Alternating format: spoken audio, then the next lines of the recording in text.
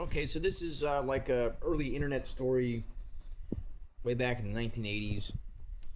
Uh, I used to work for an IBM company, a shell company, if you could say that. It was an IBM company by the name of Citrix, founded and scaled by a former IBMer. What was his name again? Anyways, the company name was Citrix, based out of Florida, and technically he was a former IBMer. Now, back in the 80s, before that company existed, before virtualization existed, there's a story about Gary Kildall and Bill Gates and IBM's contract for the Microsoft operating system.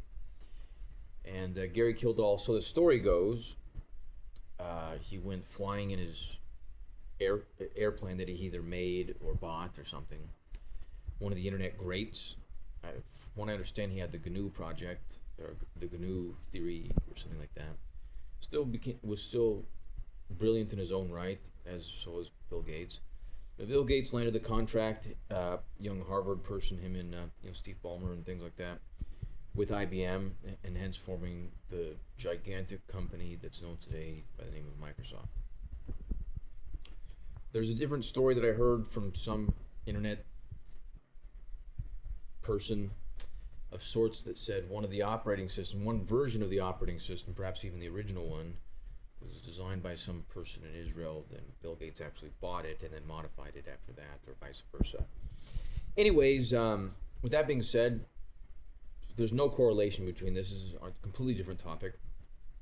The most advanced Air Force or Army base could be built in just a couple of days, and here's the design. It's obvious. What you do is you take, Komatsu or Caterpillar big machine, and you put like a drill on it, basically, and you drill down a couple of holes.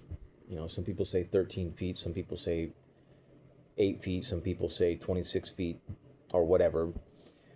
A couple of big holes in the ground, and then you take an extension on one of those digging devices, the claw device or the or whatever, and you remove the dirt post facto, and cement it and all of that with high grade materials.